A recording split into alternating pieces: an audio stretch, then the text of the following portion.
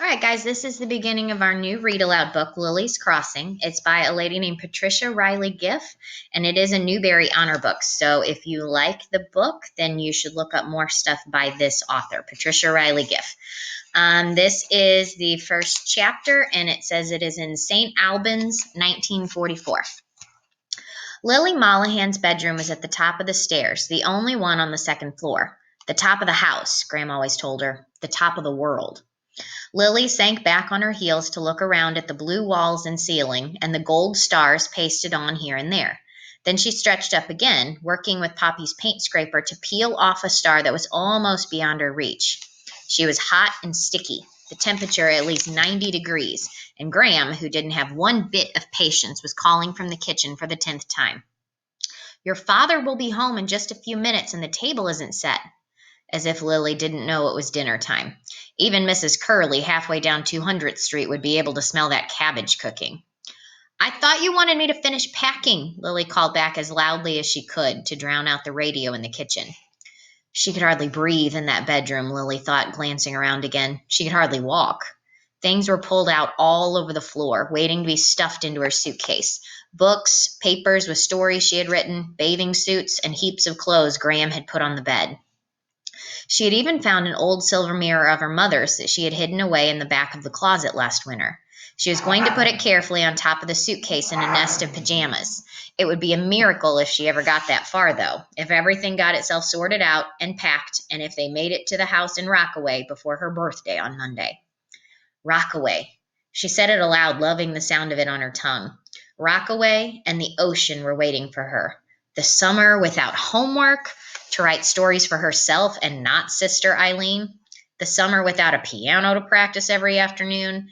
Days and days to sneak into the movies with her best friend Margaret. Graham was at the bottom of the stairs now, the 6 o'clock news blaring from the radio behind her. War news about D-Day, the invasion of France by the Allies a couple of weeks ago. That was all anybody talked about. No, not quite. Sister Eileen was much more interested in whether the class had rosaries and clean handkerchiefs in their pockets than in who was going to win the war. So we know from all of this that she goes to a Catholic school because she has a nun, Sister Eileen, teaching her, and she's very worried about if they have a rosary, which is a set of beads that they would use to pray. And they're also talking about World War II. That's when D-Day happened, and that's what 1944 is during the war. Too bad about Sister Eileen. Lily would be out of St. Albans in 4 days, and Sister Eileen would still be stuck there in St. Pascal's thinking about everyone's clean handkerchiefs. "Lily, you're not packed yet?" Graham called. "I thought you'd finished an hour ago. And remember, we don't have that much room in the car." "Almost finished," Lily said, and almost started under her breath. And there, with another slide of the paint scraper, the star came off the wall in one piece, drifting into her outstretched palm.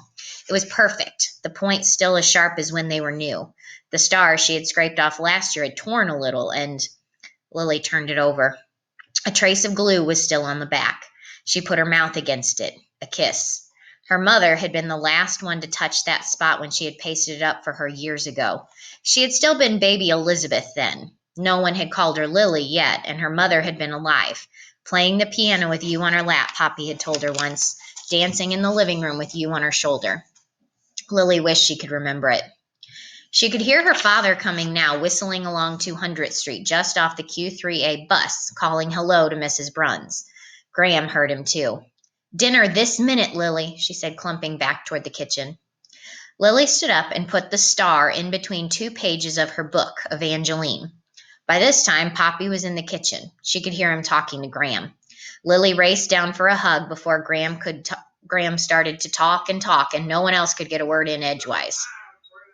Poppy was standing at the sink, his straw hat still on but pushed back, drinking a glass of water from the tin measuring cup.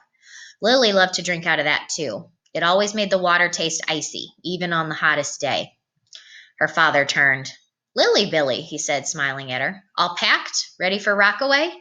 "Ready," she said. Graham rolled her eyes in back of Poppy, but Lily didn't even blink.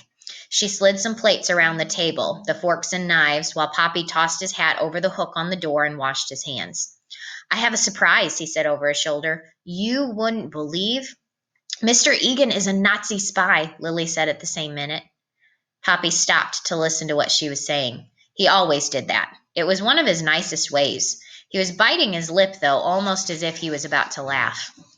Graham speared the boiled beef out of the pot and dripped it across the counter to the cutting board. Mr. Egan is not a spy, she said. I've told you that about 14 times. Mr. Egan is a spy, Lily said, her eyes narrowed at Graham. Well, said Poppy, I'll have to keep my eye on him while you and Graham are in Rockaway. You'll be with us on some weekends, Lily said. He could.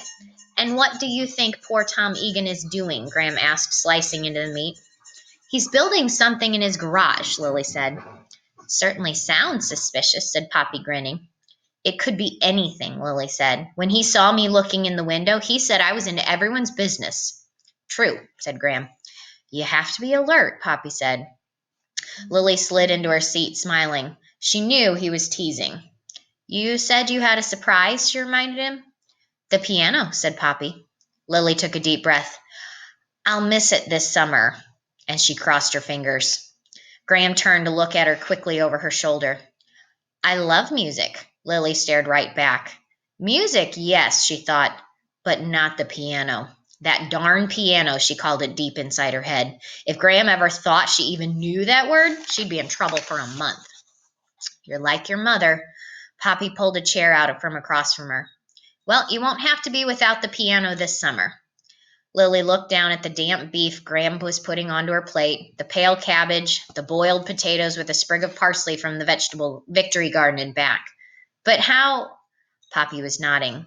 Not only the piano, but an extra suitcase full of stuff, if you like. I've hired a truck. A truck, Graham said. What will that cost? Poppy waved his hand around. Lily has a birthday coming up, he said. I just couldn't resist. Lily looked down at her plate, 3 piles of stuff, cabbage and beef and potatoes. She knew Poppy was waiting for her to say something. He was waiting for her to throw her arms around him and tell him how wonderful it was that she got to have her piano. She could hardly talk, though. She picked up her knife and cut her beef into a bunch of little pieces. Amazing, she said at last. Yes, it is, said Graham.